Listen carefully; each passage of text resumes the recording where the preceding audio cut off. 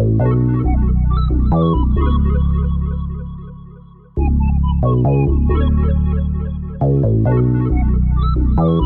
to know what it is Quick is trying to say.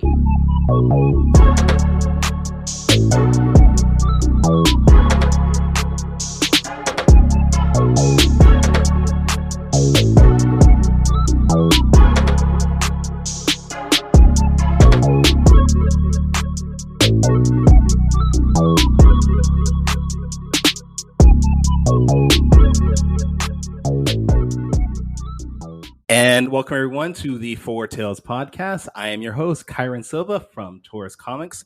Across the way is the Violet Vendor of Ace Blade, Danny J. Quick. And together, we are the only place to find two award-winning blurred comic creators talking to other comic creators. Now, currently, we are live on Facebook, Twitter, Twitch, YouTube, and a host of other programs. So if you are listening and watching us, thank you for your support. Please don't forget, though, to hit the thumbs up button on YouTube. Like us there because we're trying to hit 100 followers, and we're not halfway there so far. But whatever platform you're on, if it's on Twitch, make sure you hit that thumbs up, or I think they do the heart there, notification, share, bring everything you are. If you do listen to our podcast through Apple iTunes, Spotify, please make sure that you are leaving as many reviews as possible because those reviews do help us to gain a bigger audience. But Absolutely. Enough of that. Yeah. So how you doing, man?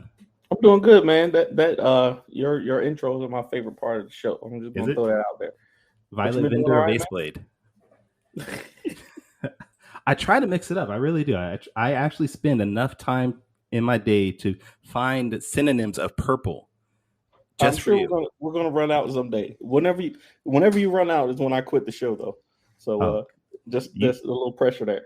You might be quitting in like a couple of weeks because I'm trying to run out of purple synonyms, dude. I mean, this is episode 17. There aren't too many times I can think of ways to say purple that isn't purple. So I'll have to start recycling. You're creative. I'm sure you can come up with something. I am not that creative. I don't know who told you that lie. I am not creative at all, man. Hey, I'm happy to have our guest on. This week, this is you've gotten to, I'm starting to tell people behind the scenes that you have these connections. You got these connections that you don't want to share with everybody. But I'm happy to be on the show because we get to interview all these great artists and creators. And this week, you want to introduce our guest? I mean, I guess so. I thought you were going to do it, but sure.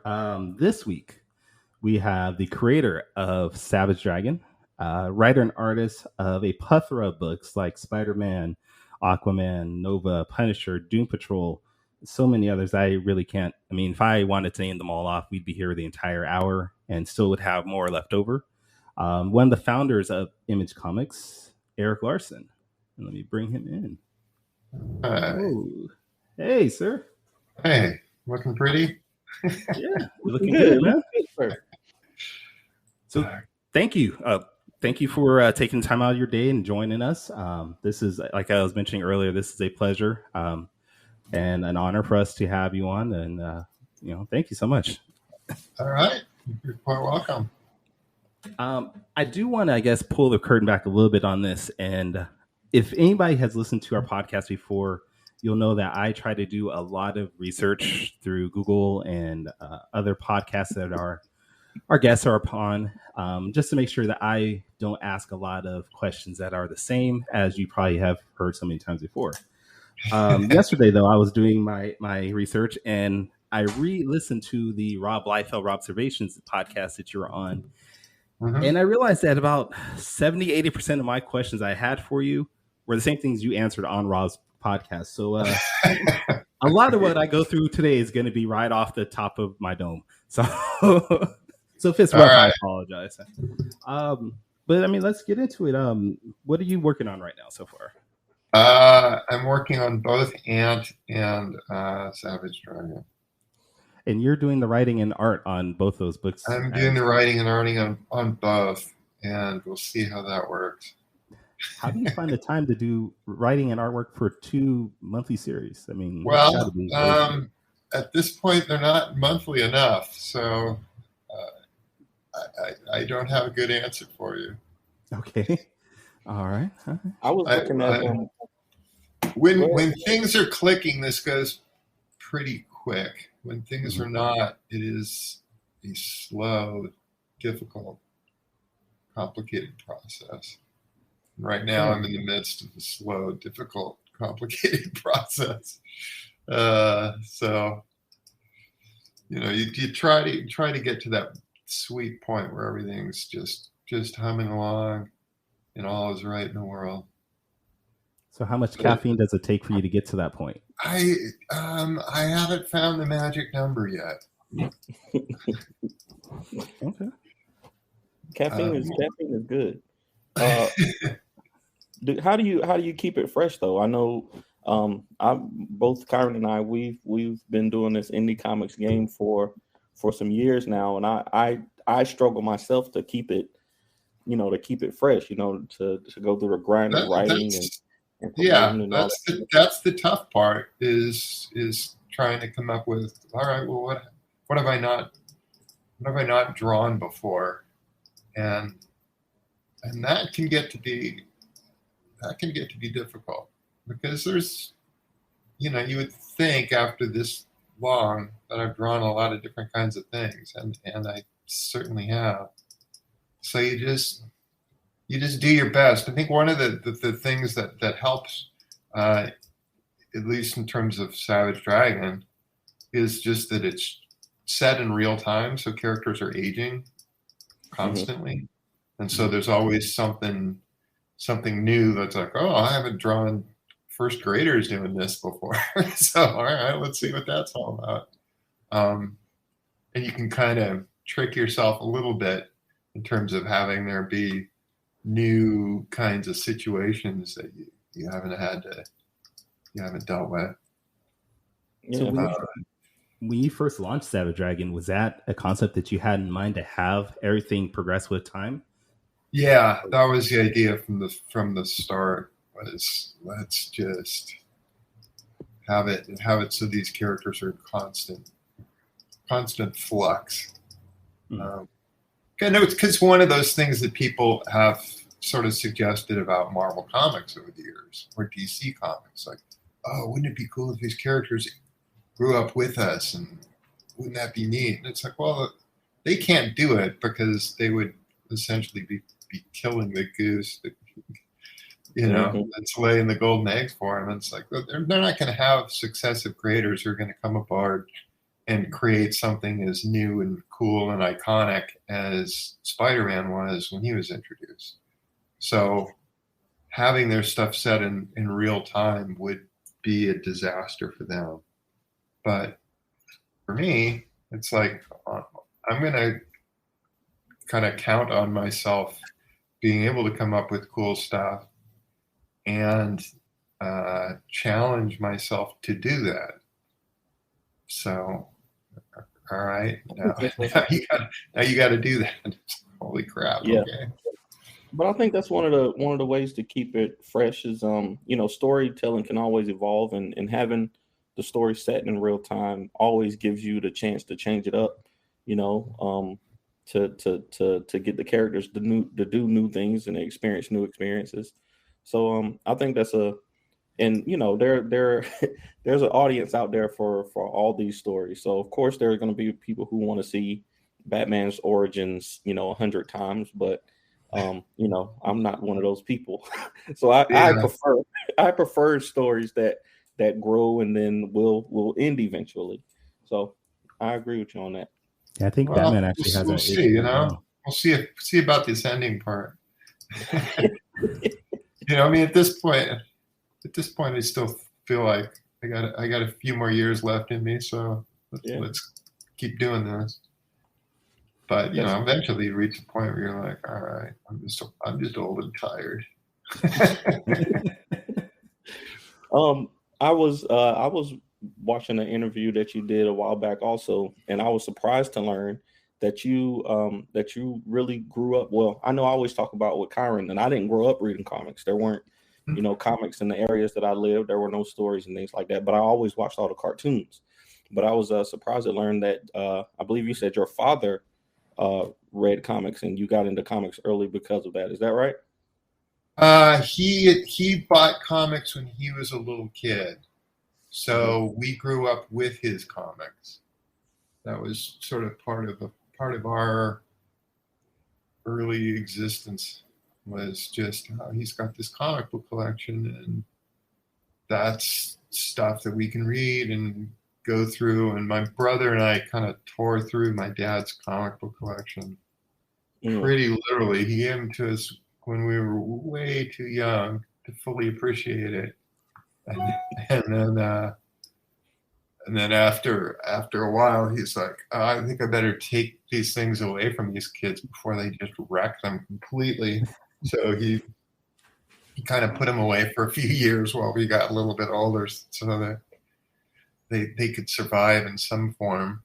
And then later on they came out again, and he just bought comics from when he was real little to comics grew up with him, which was kind of neat, because he bought whatever stuff he was interested in, Captain Marvel Adventures and whatever came to his little location where he was at in North Dakota.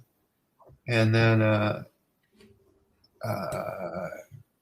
he kind of went from that to the EC stuff when it came out. He kind of delved right into that. So when they were doing Haunt of Fear and all that stuff, he was there. He bought all the EC stuff. Really, everything that EC put out, he bought. And when they shut down EC, he kind of stopped reading comics. But so that's what we grew up with. We grew up with all his old Uncle Scrooge and Powerhouse Pepper and whatever crazy comics he was getting. There's a few that I'm like, what is the fascination with this book? I don't even get it. It's like, this thing's terrible. But yeah, there was one where I can't remember the name of it off the top of my head right now. But he was just a guy who would participate in sports all the time. And it's like, well, of course. I mean, it's a drawn guy. He's going to win. And he did. It's like, can he jump over the fence? Yeah, he totally can because he's a drawing. He's the main character. Of course he can do it.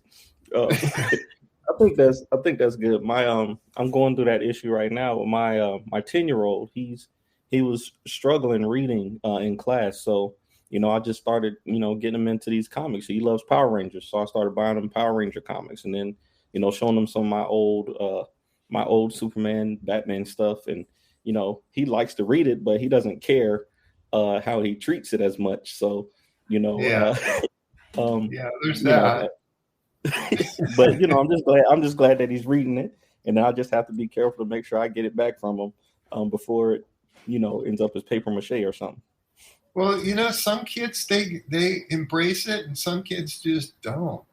And, I've got kids and they just don't, they just did not take to it at all. And it's like, you guys have it so beautiful. You're surrounded by comic books. You got a whole house with thousands and thousands of comic books, much more than I ever had access to when I was a kid. And they just could not care less. I was like, oh, you wounded me. No, I have that same thing with my kids. I tried introducing them as a young kid, and I have an 18-year-old now, and he doesn't want anything to do with comics. And my other two, they'd rather read a manga instead of reading a comic. And I'm like, I make comics for a living, damn it. Yeah, why don't you want to read these things? Guys, come on, get with it. Oh, well. I wonder if it's my wife doesn't read my book either, so it's like, oh, okay, that's fine. I can get away with a lot more because you don't. So, yeah, exactly. I was telling my wife that same thing. I was like, I used to beg her to read my comics all the time, but now I'm like, I don't know if I do want you to read it. Yeah, you might have something to say. I get in more trouble when she does read it than when she doesn't. So. Like, exactly. I'll just keep this one under wraps. I'm curious about your I see your long boxes back there. I'm curious if you have a filing system or if you just I wish I did. Just buy them. Throw it in there. At one point at one point there is a bunch of stuff that's in alphabetical order, and I've got a little bit of stuff that is in alphabetical order. And then, the last 10, 15 years, I've just been like, oh, there's an open space in this box. I'll put this week's comics there. And it's just utter chaos. I need to go through and alphabetize everything, but I got stuff to do is a problem. I think that would take you like a year to alphabetize all those books, though. It would take me a long time. And also, I guess if I started going through it, I'd be like, I don't need this anymore, and I don't need that anymore. Because there's a lot of stuff.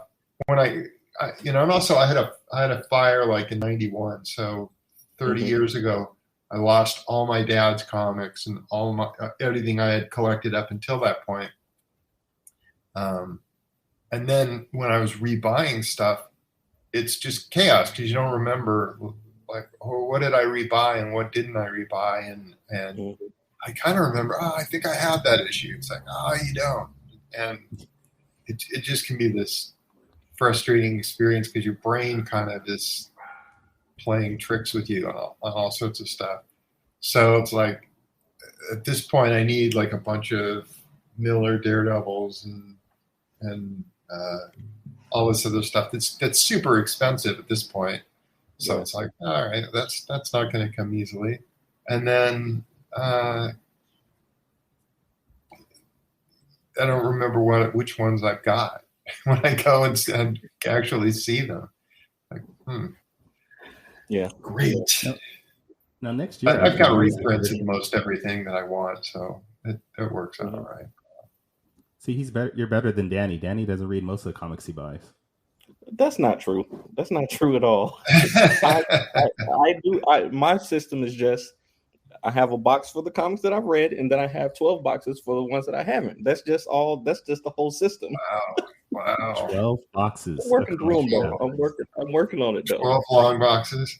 Well, the thing is, once you're working for like a big company like a Marvel, a DC, or Image, at least with me, I'm one of the owners of Image Comics, so I get on the comp list, and they just send me everything we put out. Jeez. And that just adds up so quick. It's kind of crazy how many books that ends up being. You're just like, oh, Jesus, that's a ton of comics. Next year marks the 30th anniversary of Image. Do you have anything special planned for Savage Dragon? I hope to continue doing Savage Dragon. That's really all I got. Still be going. That is special. Can I just endure? Is that all right? That's fine. I imagine we'll start packaging the old issues in a nice way because there's these collections that are coming out that people seem to be all into those big old omnibus kind of things. So it's like, let's put out some of the old stuff in a nice format and get that done. In terms of what I'm going to actually do with my book, cross that bridge when I come to it. Ideally, I'd be on issue 300 by then, but it's like, that's not likely to happen, given that I'm on issue 260 something right now. Well, you've been busy with other things. I mean, it's okay. Yeah, I get preoccupied with a lot of stuff. Now, one thing I did find out as I was doing research on you is that when you initially created Savage Dragon years and years ago, you had him as completely different than what he is right now, where he would change using a magic word. Do you remember what the word was that he was supposed to say? Because I could never find any interview where he actually mentioned what word he would say to change. Oh, I had a wizard in my comics whose name was Fonty, and so he would say his name. Fonty was it? That was that whole deal right there. And I did have that wizard guy eventually show up in the book as a character. So that's all part of continuity now. So it all counts. But yeah, that's what it was when I was a kid. And I did various things. I kept reinventing the character all the time. And sometimes he just says a magic word. Sometimes he changes under times of stress, or just because he wants to, or because I don't want to draw the other version doing this. Wasn't that when his name was William Johnson at that time? Yeah, one was William Johnson. The other was I had a race car driver named Flash Mercury, who was kind of a speed racer type. Mm-hmm. But then I kept coming up with different stuff. I would be like, oh, this guy's totally cool. Oh no, this guy's totally cool. So sometimes, like early on, he was an alien on another planet, and he fought crime there. And then it was like, no, I'll have him be like Captain Kirk and riding around in a spaceship. So he was doing that for a while, and it was all over the place. So which is why I couldn't just be like, I'll just do it as a kid over an Image, because it's like, no, this doesn't make any damn sense. You can't do that. It's the mind of a child. Here you go. This is complete. Yeah, that'll be tough. That'll be tough to pull off today, doing a story like that. Yeah, it's just no. How about this? No, how about this? It's like, God, get it together, kid. But at least shows that you still have a love. I'm sorry. I was just saying, at least you still have that love to still create comics and be imaginative. I was totally into it as a kid. So really what happened was I got my comics when I was a kid. I got to a certain point. I kept changing it, kept coming up with different things and different ways of doing stuff. And then at a certain point, me and a bunch of buddies self-published a comic book called Graphic Fantasy. And then, and that kind of was the end of my childhood version of the Dragon. Was right there. It was like, okay, and here's my final stories that I want to tell. And then I started over when we did stuff at Image. But kind of my initial thought going into this stuff at Image was, I'm going to eventually work those stories into continuity, and I'm going to redraw them. But it's gonna take me a while to do that, and I'm going to start at a different place, but I'm going to get to that same exact location that I did when I was a kid, and then I'm free to go and do whatever I want to, and that'll be awesome. So that was the thought. Was let's do it this way, and I eventually did. I redrew those two issues of Graphic Fantasy. One was Savage Dragon 63, and one was Savage Dragon 65. So, but that was fun. And then it was like, oh, what are you going to do now? I guess I'll destroy the Earth because I don't know what to do. So have you been able to get the Deadly Duo in there yet? Oh yeah. Everything's. Well, the Deadly Duo comic that I did when I was a kid was kind of would be more difficult to work in because every issue was a team up issue because they always needed a straight man because they were both idiots. So I couldn't have them just be two idiots running around together. There had to be somebody who would be like the regular guy. And so we would a friend of mine, we both did the comic together. He would do one issue and I would do the next, and we would just try to trade back and forth. And we would just have the Hulk shows up, and then here's Batman walking by, and I had Savage Dragon show up once, but it wasn't like he was a regular dude in it. Mostly we were just using characters from regular comics that we wanted to use.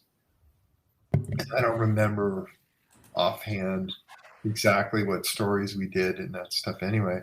But all that stuff went up in the fire just as everything else. So yeah. The only I had Graphic Fantasy, a couple issues of that because I had given them to friends and family. So after the fire, I was able to get copies of that again. But Yeah. With the Deadly Duo, there's no printed anything that I can really refer to or use. Now, with the launch of Ant recently, it seems like I don't know, are you going to expand the universe that you have with Savage Dragon? Because at one point you had like books for Super Patriot and Vanguard and Freak Force, and now it's really just Savage Dragon and Ant. Is that something that you're looking to expand again? And maybe we'll just see how it goes. If things are going well, I've got tons of other characters that I can do stuff with. And occasionally they'll show up in Savage Dragon or Ant. So we'll just see. They'll just play it out and see how things work. But at least initially, there'll be the 2 books. The only thing is like Savage Dragon is set in real time. Characters age and grow up and change and stuff like that. And I kind of don't want to do that in Ant. So there will be less specific dates being mentioned. It's like Malcolm and his family, they all have set birthdays. This character came about here and did this here and did this there. So I'm going to do less of that with Ant. It's going to be a little more nebulous. And when I started Ant, like the first issue, she's like 14, 15 years old at the end of issue 1. And that is kind of set in the past a little bit. So, it's gonna take me a little while to get caught up to present day kind of anyway. Mm-hmm. But in terms of what I'm going to do exactly, who the hell knows? I'm just making this stuff up as I go on. No, I mean, that's the best way to do it. Yeah, that's what we do with our books too. We just make it up as we go. Yeah. I mean, like most of our audience though is self-publishers and people that are using Kickstarter and Indiegogo to publish books offhand. I mean, do you have advice for someone at that level to, I don't know, maybe to get a better audience or get a bigger audience when it comes to self-publishing? God, I wish I knew. that would be an excellent thing to know. I mean, we all just do the best we can and hope that people respond to whatever we're doing.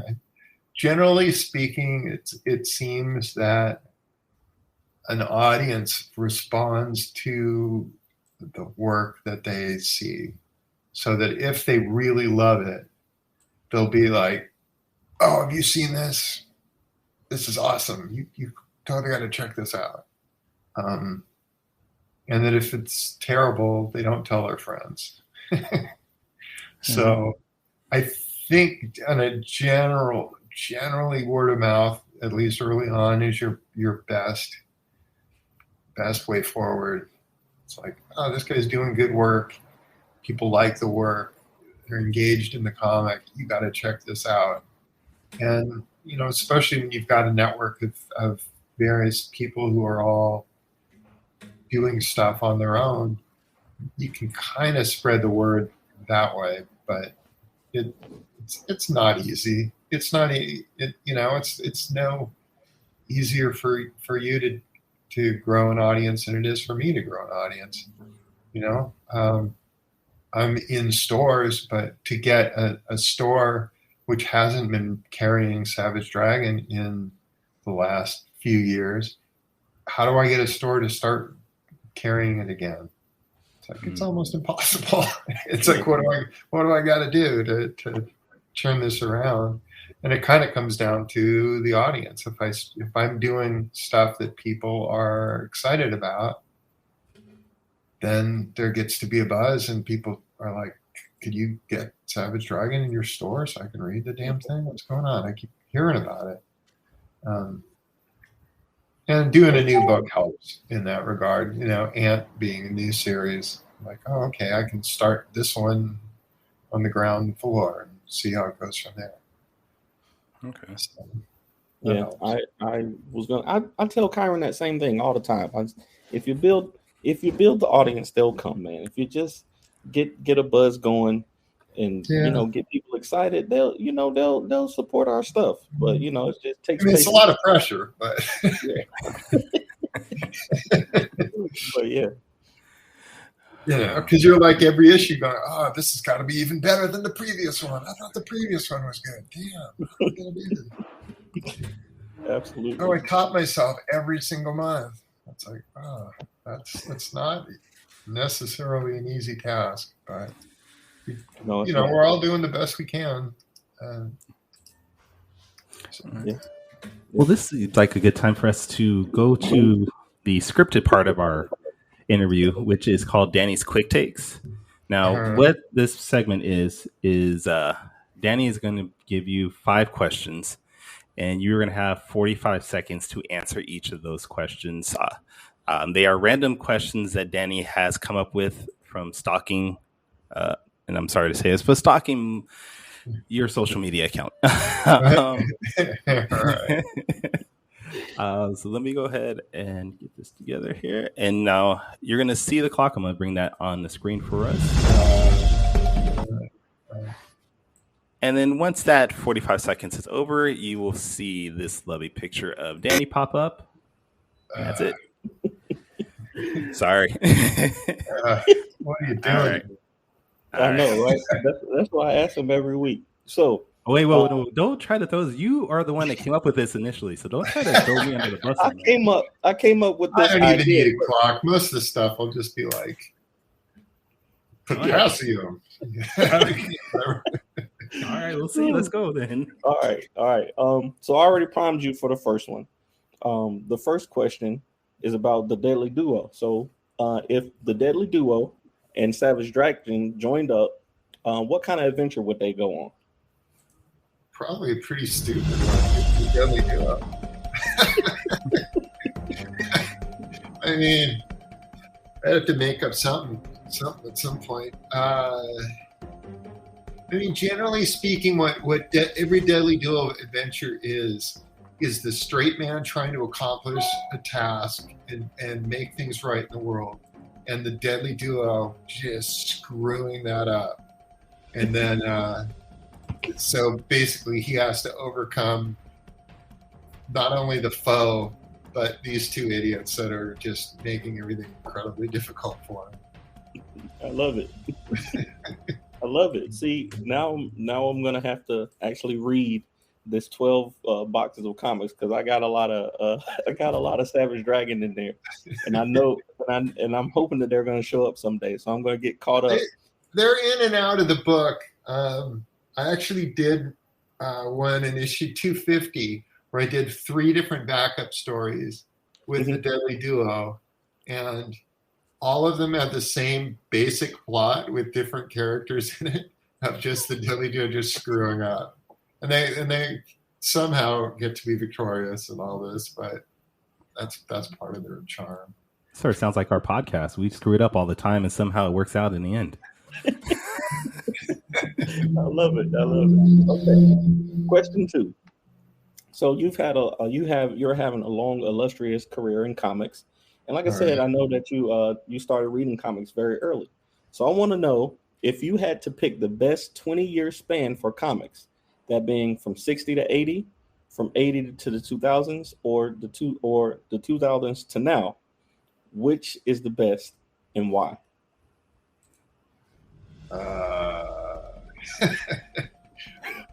I don't know. That's a good question. Potassium. Yeah,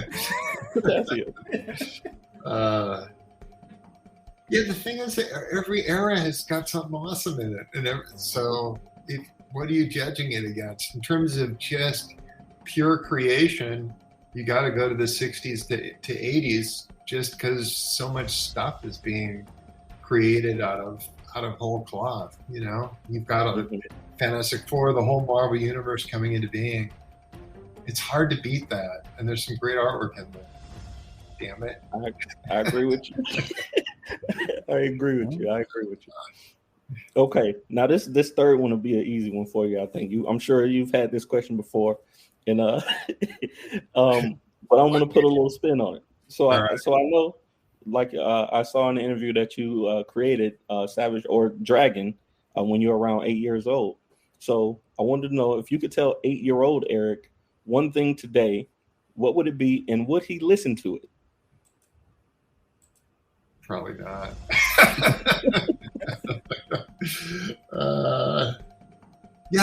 There's no advice I would give myself, because I wouldn't want to have any of that butterfly effect where I tell him something and he just screws everything up. Like, dude, whatever you do, don't press the red button. It's like, oh, now I want to, you know? It's like, God damn it, screwing everything up. Just relax, man. You got this. And leave it at that. That's good advice. That's good advice. When I was a real little kid, my whole fear was that I was going to lose my love for comics and drawing someday, and that was my whole like, oh, what if I don't like comics when I grow up? I love them so much now, you know. And it's like, don't even worry about it, kid. You're a lifer. That's good. That's good. That's good. Okay. So this next one is going to put you on the spot a little bit, because I know you've done pretty much everything that you can do in the process of creating comics. I heard that you printed comics in your living room at one point early in your career. Yeah. So I want you to rank your favorite part of making comics, best to worst, okay? From writing, illustration, inking, coloring, lettering, and printing comics. Jesus Christ. Do you want him to give you a full essay? What's going on? just rank your favorite part to your least favorite parts of making comics. Potassium. Jesus Christ. I know lettering is at the bottom. That's just no damn fun at all. I actually enjoy coloring a lot, but it's kind of still new to me. So that's just like, this is fun. I don't have to think. So, Jesus, I can't do it. It can't be done. I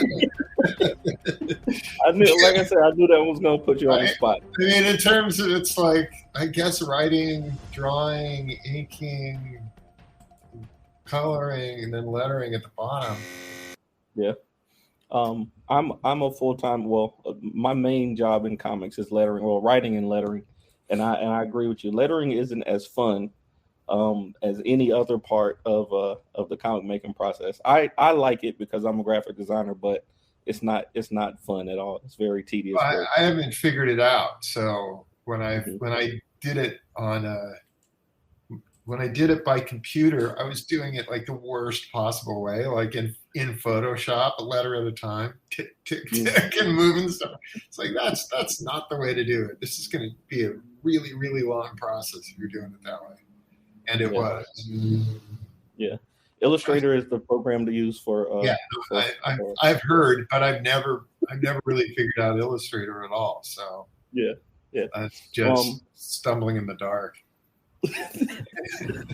Okay, so the last question I have for you: what is your proudest moment in your comic career, and what is there that you hope to still achieve someday? That feels like a 2-part question, dude. That's like it's one question. It's still one question. I have no pride.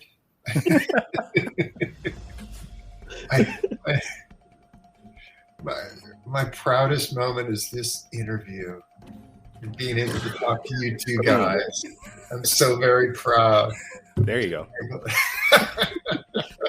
I'll take it, but I think my proudest moment, as such as it is just to be able to make Savage Dragon in every issue is like a prouder accomplishment. Like, oh, I've been able to do this for 29 years. I'm going to be able to do this for 30 years, So each one becomes the next big accomplishment. I can't believe I did 261 issues in a row. That's amazing. I hope to do more. I love it. I'm looking forward to that issue 300 for sure. That's going to be the title of this episode. The proudest moment is this podcast, doing your guys' podcast. This is it. You can use that soundbite. Oh, man, he loves that. Yeah, thank you for doing that for us. That was fun. All right, well, that was Danny's quick takes, brought to you by, let's say, the Deadly Duo this week. Yeah, those guys are cool. They're idiots, but they figured out at the end, just like Danny and I. They're lovable idiots. And now a word from our sponsor. And now back to the show. All right, well, let's bring it back in. We only have a couple more minutes, so let's actually talk about what Danny and I really wanted to talk to you about, which is how much do you want to buy our comic books and bring it into Image Comics? Like, that's what we really wanted. No, I'm just kidding. This has all been a sales pitch. It has. Okay, but I did want to ask you one thing, and this is just a personal question, because when I was growing up, comics and art were shunned upon in my household, and from everything we read and what you talked to us, your dad was pretty encouraging when it came to art and reading comics. So when you decided to jump into the comic realm, were your parents accepting of that? Were your family supportive? Like, what was their reaction? They were supporting enough. It was always, well, this seems like the natural evolution of where this guy's been his whole life. So let's hope this works out. He seems happy. Mm-hmm. So, that worked just fine. And when you brought home that first $1 million check? I'm sorry? And when you brought home that first $1 million check from everything, you're like, ha. Like, oh, okay. I love it. Yeah, worked out all right. Yeah. Now, along the road, you've also done stuff for Marvel and DC, which we chronicled here. Has there been a character that you haven't drawn at Marvel or DC, or really any other comic company that you maybe still want to? I was a big Captain Marvel guy as a kid. The Fawcett Captain Marvel. So that was something that I'd be like, oh, that would be cool to do that. But I think really, I would just be the next guy to screw that up. All right. Because it's like everybody comes along and they're always like, they just don't get it and they do a terrible job. And every one of them says, oh, I love this character. I'm going to be the guy who's going to make this work. And it's like, no, none of you are. It's an impossible task. This is not something you're going to be able to do. Just trust me. Did you enjoy the movie at least? No, I hated it. Oh, dang. It's like, you got everything wrong. What are you doing, you idiots? So yeah, I can't stand any of that. It's like, you just don't understand. I enjoyed the family element of it. I like that they, at least made it child friendly. They didn't try to darken it up. Whatever. It does what it needs to do for that, but it's not. It's not the book that I grew up with. Right. He was basically he was an adventurous kid who would go on these crazy adventures, and he was like a boy reporter too, which is something that they didn't do in this. And also, when he changed into Captain Marvel was like another guy with his own distinct personality. Mm-hmm. And so when they're just having it, I'm Billy, and I've got the same mind as I did when I was Billy, and I want to go buy some beer. It's like, no, that's not really the dude. Captain Marvel himself never like. It's more like Dr. Fate. When you put that helmet on, you're somebody else. I'm with you on that. I'm 100% with you on that. See, I'm worried about the Dr. Fate. I heard they're trying to make a Dr. Fate movie, and I'm worried about them screwing that up. Oh well. All right, there you go. Don't even worry about that. They will screw Oh man! All right. But the thing is, all that stuff they have to make changes because none of this stuff works. You translate those costumes into 3 dimensions, and suddenly you go, oh, this helmet which we thought was cool, nobody can see out of that. That doesn't work at all. You're going to line up your eyes with tiny little holes in there. That's not going to work. How do you expect to be able to function? Magic. And all that stuff. Every piece of all those, they what the hell can they do? Are we to believe that a kid came up with that Spiderman costume that he's running around in? It's like, no, of course not. It's ridiculous. You can't do that.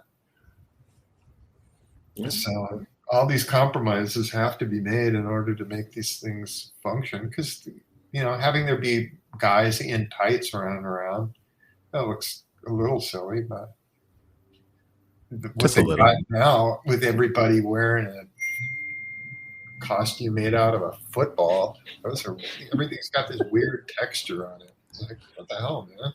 Yeah, what is up with that pattern going on? It's something to distract your eyes so you don't notice whatever. But I don't think it's a good deal. Everybody looks like they shop at the same costume shop. Nice. They all got the what was her name from The Incredibles? Edna. Oh yeah. They got the one tailor that they all go to. Yeah, it's like, come on, man. I think it would have been cool if Superman wore tights. Like real circus performer tights, like he did in the Christopher Reeve Superman things. Everybody else has got their weird textured thing, and he shows up and he's just a dude in tights. And he's like, you want to join our team? All right. Look a little fruity in that. Superman does not need any armor or anything. Yeah, I mean he shouldn't have it. And it's supposed to be like his blankets from when he's a little kid anyway, So oh, we made this out of the blankets we wrapped you in. That's cool. Yeah. Well, I mean, this has been fun. Danny, do you have any other questions? Because no, Eric's a busy man. I got all my inspiration that I need. All right. Cool. All right. Well, this has been, like I said, it's been really fun, and we definitely appreciate you coming on. We always do this for all our guests, but where can everyone find your work, your social media, things like that, so they can follow you if they're not already? Usual places. I'm Erik J. Larsen on Twitter, I think. You got to spell it all right, so good luck with that. I'm on Facebook. You just look for my damn head. There it is. There's no hiding in any of this stuff. I don't use any weird different names or anything like that. It's all just whatever my name is. There I am. But comic stores, I'm Savage Dragon or Ant or both, and I'll be there doing that for a while longer. Are you planning on doing any events in this year or anytime next year, like a convention? No, and it's really awesome that I'm not doing anything. This is pretty great. I don't have to travel. I don't have to see anybody. This is awesome. We got this whole COVID thing going on, and I'm fully vaccinated and all that. But it's like, if I can not, that would be awesome. And it's been pretty great to not do that for a little while. So at this point, at least, I'll probably do New York Comic Con next year when that rolls around. I didn't do it this year just because it seemed like people were still being stupid. So it does seem like that, but I think I'm following your lead. I'm not doing any big shows, and I know Kyrun likes to stay in the house anyway. But I'm an introvert. I don't like people at all. So yeah. I'm not that bad, but it's I get more done when I'm not traveling the world and having to recover from conventions. Yeah. Sure. All right. And continue to do that. That would be great. Now, since we got no more conventions, no more events, we might be able to get that Savage Dragon 100 by next year, or 300 by next year. No. I've got to pick up some speed here because I've been kind of dragging my ass and recently. I mean, if you want to throw some pages my way, I'll draw some for you. All right. My artwork is horrible. I'll draw Nobody it. will notice the difference. So we'll just just put it right in there. Awesome. Well, I guess, Danny, since we're signing off here, where can we find your work and all your stuff there, buddy? If you're looking for me, you can find me at The Ace Blade on Instagram, Twitter, and TikTok. My new favorite place. What about you, Kyra? You can find me on Instagram, Twitter at Taurus Comics. Also, my website is tauruscomics.com, where you can get all my books, and we'll be having information hopefully next week about the launch of my new series, Starcore, which I'm really excited for. Cool. Oh, yeah, I have a website, savagedragon.com. Oh, yeah, you do, which I don't see you update at all. That's there. That exists. And there's like a wiki on there that talks about all the characters, and so you can look up and see when everybody's birthday is and stuff like that. Nice. All right. Well, this has been fun.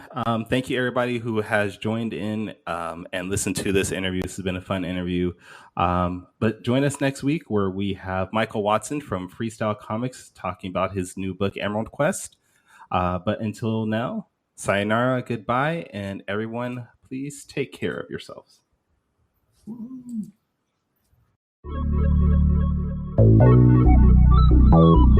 Music provided by my brother, Quix Made It. Find him online in YouTube, Instagram, and SoundCloud. I want to know what it is Quick is trying to say.